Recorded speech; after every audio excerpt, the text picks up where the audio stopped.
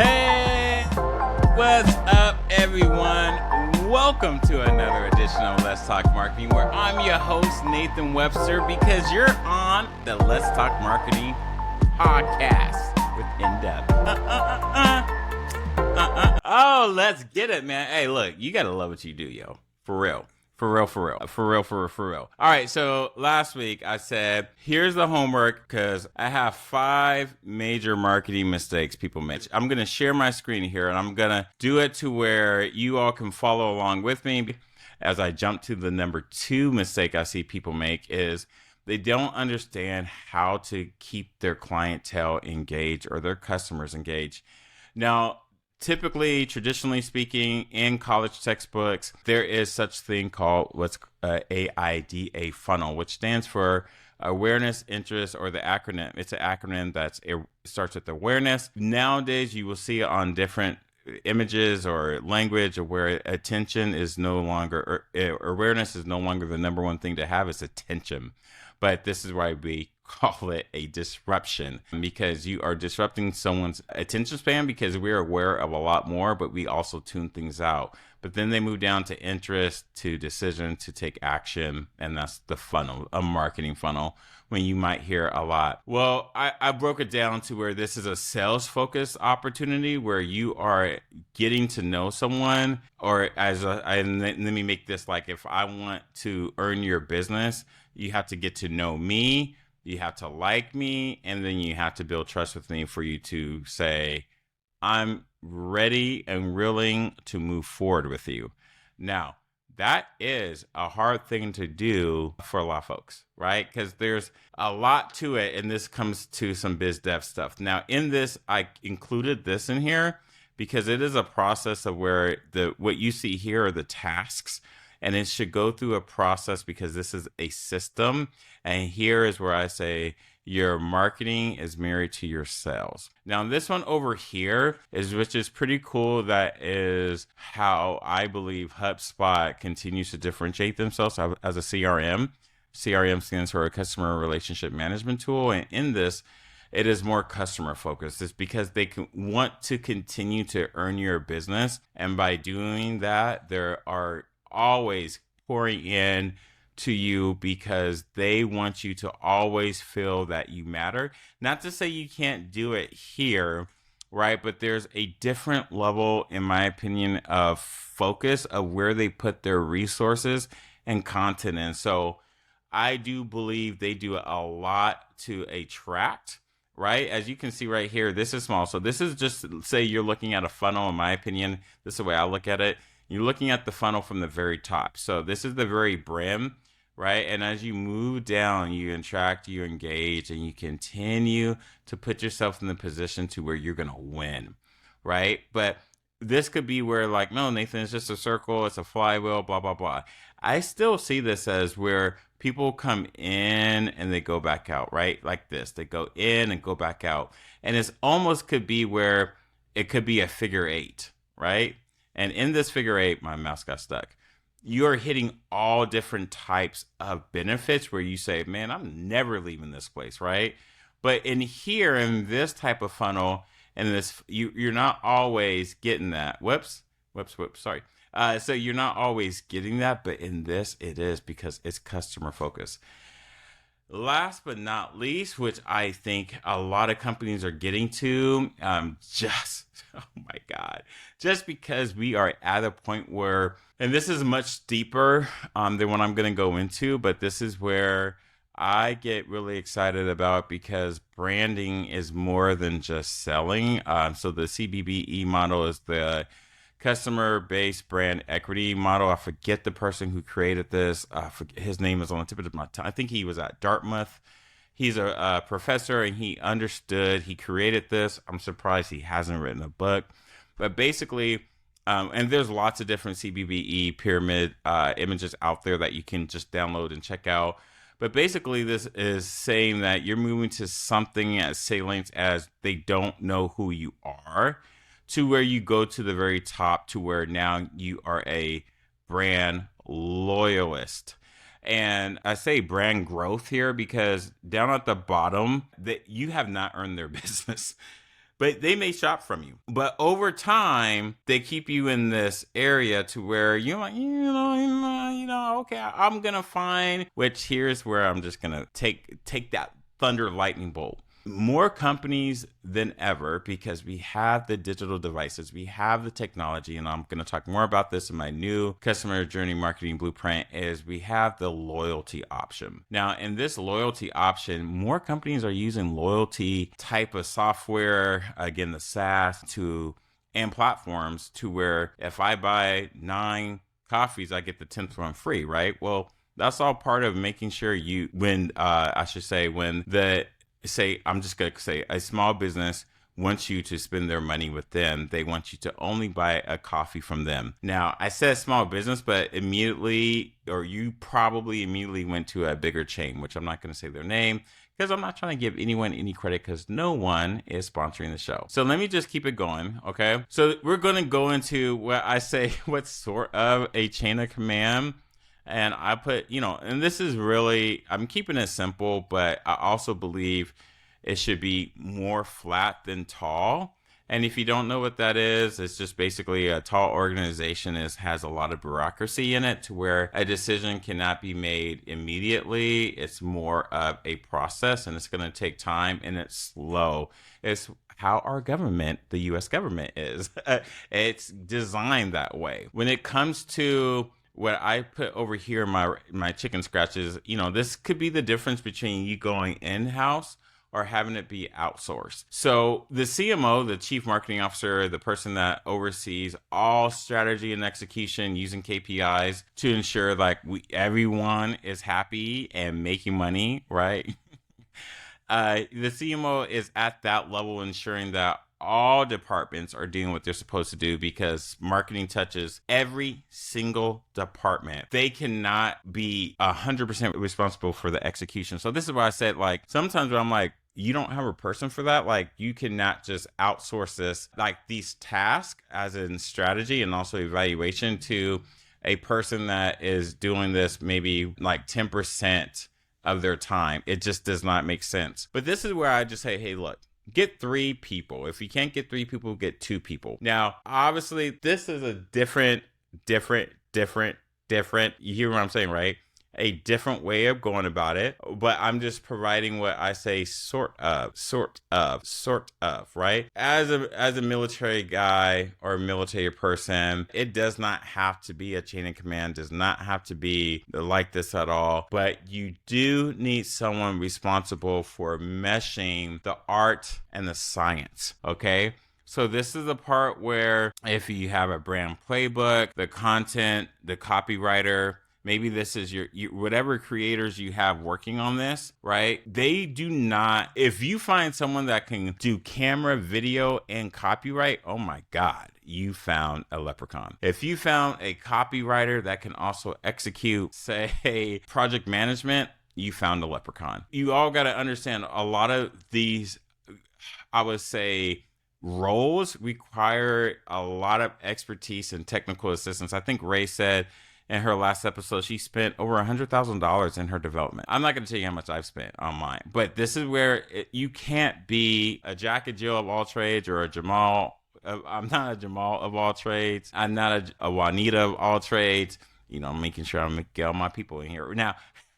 But this is where I said, this is why it's number 3, because as Marcus Lemonis would say, people, product, process, you got to have the right people doing your work now. So this is why I said, this is important. So let me just jump to what I talked about in the last episode when I said, I use a storytelling pull strategy. Now, I'm going to let you know that pull strategy, there's 2 types of when you say pull, and there's a push. And a pull strategy is where, which I have done all my entire career. I have pulled people in slowly because I want to make sure I have some healthy boundaries, right? Because it's just me. I don't have a gatekeeper. But this is where you have to understand when it comes to what you're getting yourself into. If you put a push strategy out there, you're obviously going about a much different way. Now, there's also another, I do storytelling. There is bundling, there is a penetration, There's all different types of strategies when it comes to this, but I'm putting two together in one. And what I do in this time, this is where in 3 months, from 0 to 3 months, my goal is to help them create a digital framework for funnels and for it to be managed by the CRM. Start moving things to the MarTech stack, the marketing technology stack, where things are combined, but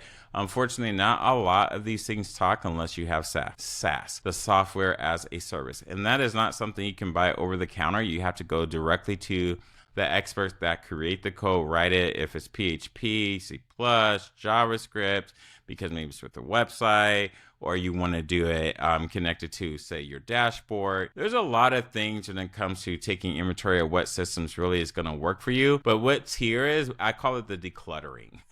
You're decluttering a lot of these systems, and it takes a lot. And I say an all asset dump, which means whatever type of videos, images, paper, anything with your logo on it, right, that you have sent out. All of it.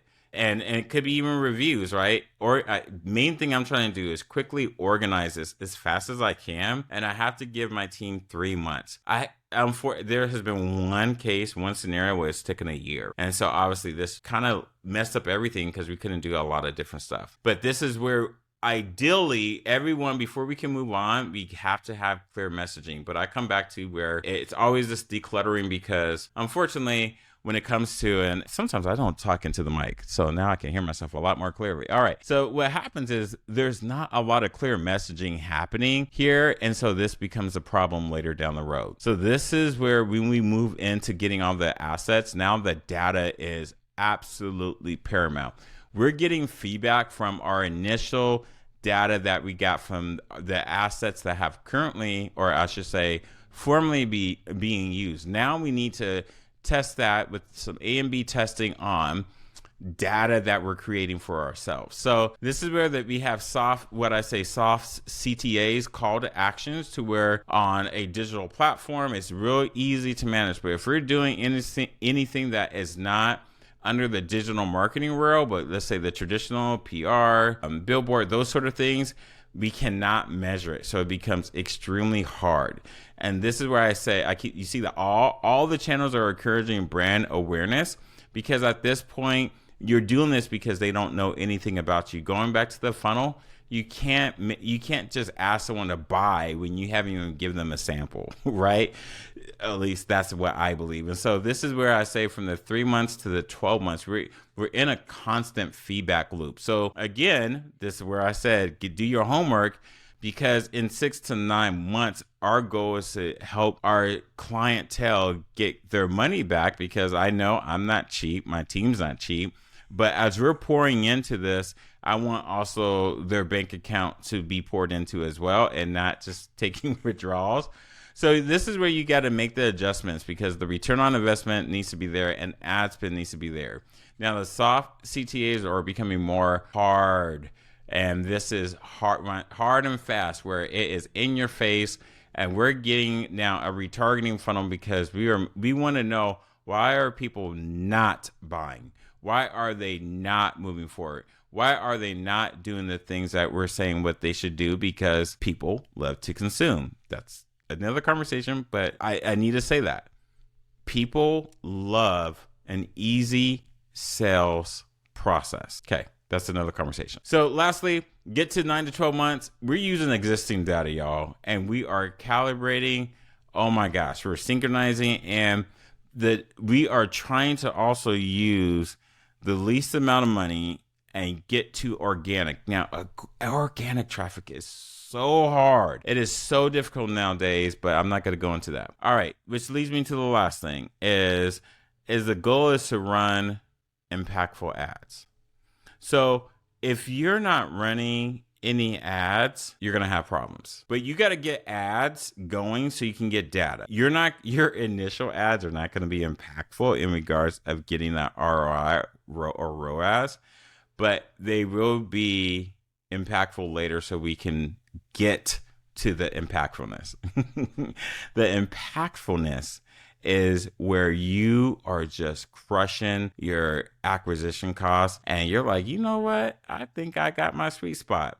So what I used to say, and let me stop sharing because I'm done in that regards. What I used to say is I could go to a networking function in Portland, Oregon, which means I could drive 30 minutes to 45 minutes there, 45 minutes back, right? That's an hour and a half. I can enjoy, like, oh my gosh, I can enjoy my commute. And in that time of me enjoying this commute, right, not including the time I spent networking and handing out stuff, that could be a half a day.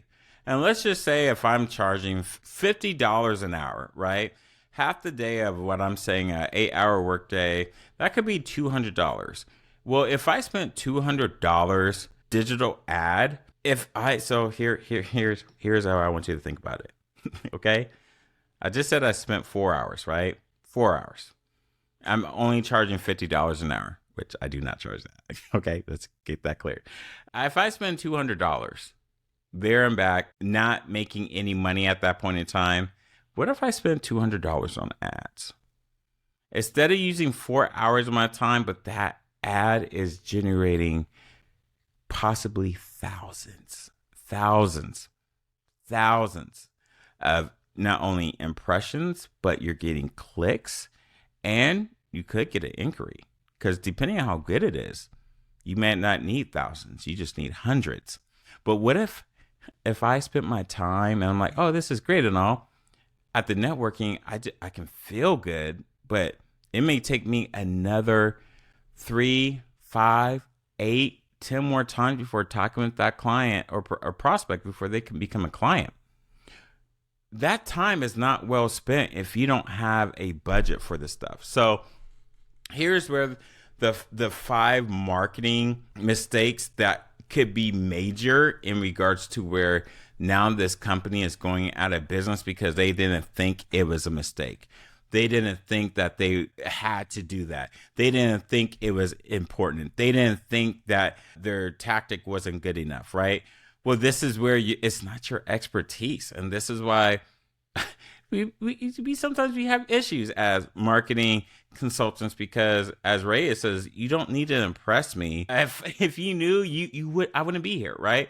So this is where I know I've been long, and it's typically a longer podcast, but I wanted to cover these things. I am making a better one because as I'm moving out of my college professor, I did this, and then I also created stuff for clients. And then I went into where I'm like, you have to do the work. You do the work. And it's a DIY because it's like, hey, you want to not pay me later on, which I'm totally for it. Like, hey, I teach you. You can do this on your own. You don't need to pay me. That's how I was.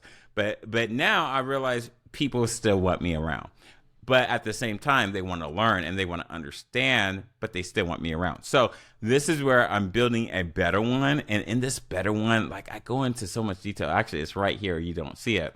But I talk about, like, for example, I'll bring this out right here. Keeping your funnel healthy. What does that look like if you're keeping your funnel healthy? Now, there's a lot more, but let me do one more. Establishing your CAC and ROI. So these are just things that I already have. I have on my wall. I've just been working on it, and I've been pouring away on it. And it's really important because when it comes down to your marketing, oh my God, I can't emphasize enough, but this is what I say. Because I want to make sure I wrap this up on a good note. I might need to make this a 2-parter. I got to talk to my team about this to make it a 2-parter, just a 1-parter. But at the end of the day, your marketing is what, and I think it was it's either Jeff Bezos, Steve Jobs, but he said something, your brand is what people talk about you, your company, what you do when you're not in the room. When you put it out there, you have no control of how people are going to respond to it. So make sure you have content available, accessible, to where people don't like say, oh, well, they're garbage. They don't have this. They don't have that. People are going to talk no matter what, right? But at the end of the day, you know whether or not you have it. And if you don't, this puts you in a certain mindset and a certain funk that I've been in, other folks have been in, and it's not a fun place to be. So with that, I do want to say, like, these are the things that are important for me to continue to pass on because I continue to see these issues and it's not cool. Small businesses are the backbone of our country. It is the backbone of our communities. It is the backbone of our American dream and gives us the freedoms to do what we want. It's the small businesses. And the small businesses are hurting right now because it's the MarTech stacks that are crushing them because they don't think they needed them. When Walmart is closing stores and going to a more digital approach, y'all, you got to take notes, okay? So again, this is where, if you haven't already started to leave a review, I want to say get on it because, hey, this is where I want you to be a part of it. Get your shirt, right? Rock the BU. Come to the conference. Let's connect every October. But look, that's for another time. I want to say thank you for rocking with me. Thank you for all that you do. And until next time, I wish you nothing but the best. So until then, dream big and Godspeed.